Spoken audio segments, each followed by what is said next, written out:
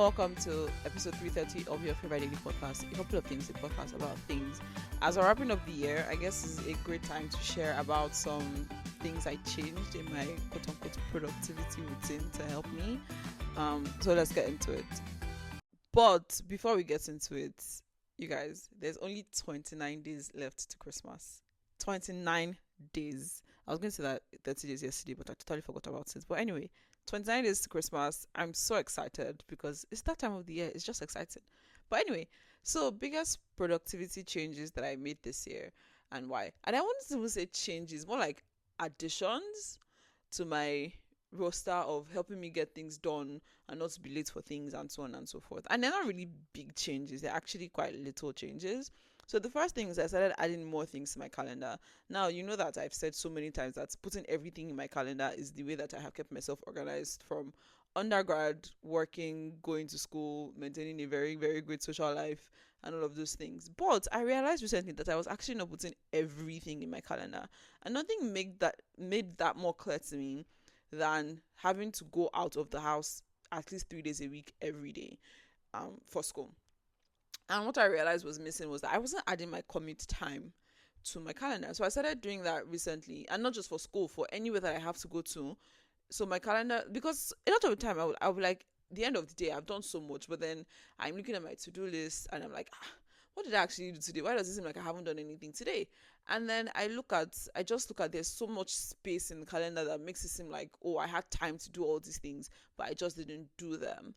And then when I started adding like to the nitty gritty of things, not just meetings and classes and things like that, but like, oh, I have to go grocery shopping at this time. So I added that to my calendar.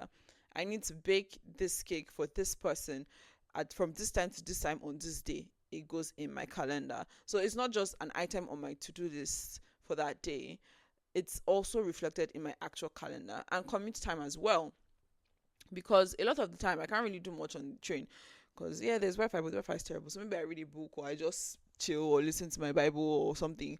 But I have commute as a time block in my calendar for the days that I go to school and even the days I don't go to school. I have commute time for like wherever I'm going to, especially if it's not like, oh, it's a 10-minute walk, like I'm going to I don't know, the supermarket or something. I just add that as the total time for grocery shopping, right? So I don't split the commute out separately. But generally now I have basically started adding everything for real to my calendar.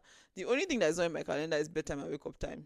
But I don't think that that's necessary because I have the second productivity thing that I started doing this year that has actually made me have better control of my time, realize things, and so on and so forth, is setting an alarm for everything.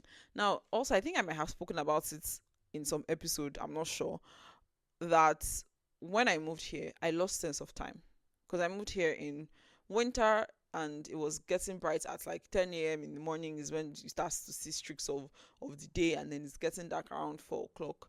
So I had my concept of time where when I was in Nigeria, I could just look out of the window and be like, oh, it's 6 p.m.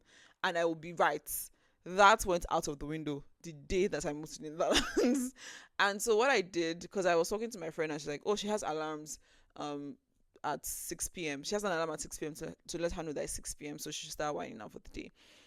But I took it a step further because I just realized that it was so weird and felt so somehow to not know what time it was. So I set an alarm for every 3 hours starting at 9 a.m. So 9 a.m. I have an alarm, 12 p.m., 3 p.m., 6 p.m., and 9 p.m. just so that I have a sense of what time it is.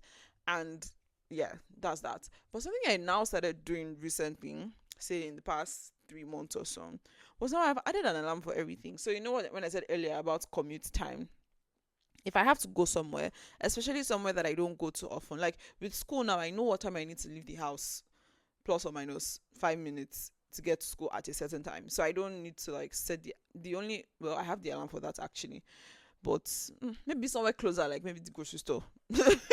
I don't set like time to leave for that. But for things where there's like an appointment, like a fixed time, like I have to get to class at this time, I have to go to the dentist at that time, I have to go to my GP at this time, I have an alarm for that. So say I have to be at the dentist by 2 p.m.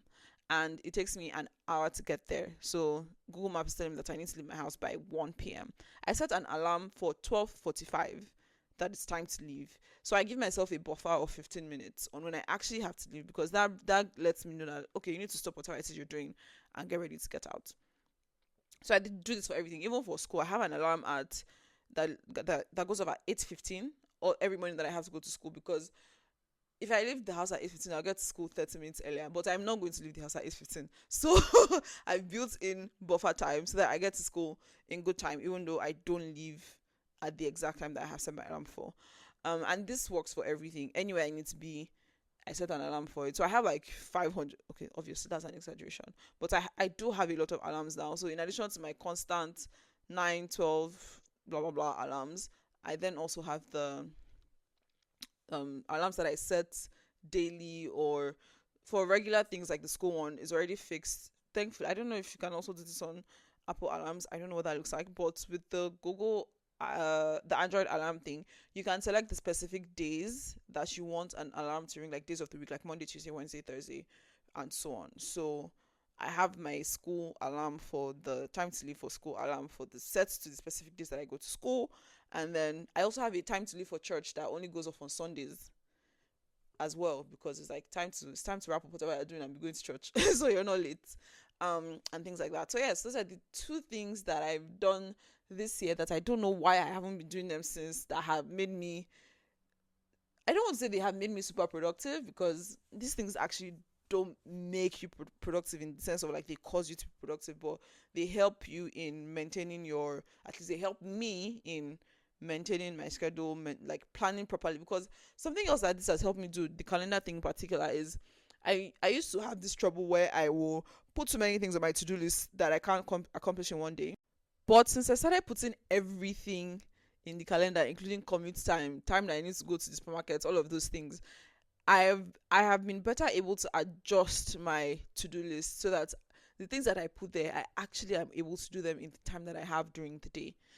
Right. So, and that what I was saying earlier about bedtime and going to bed and everything, I have it's time to go to bed alarm basically, and my regular wake up alarm in the morning. So yeah, so alarms, setting an alarm for everything, and then also putting literally everything in my calendar really super too compared to what I was doing before, has definitely been very, very helpful in managing my time and my productivity. And yeah, that's it for today.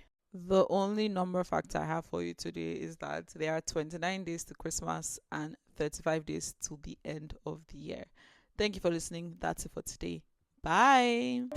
Thank you for listening to today's episode of A Couple of Things. If there was anything you found interesting or insightful, or you enjoyed the episode, please do share to someone or multiple people.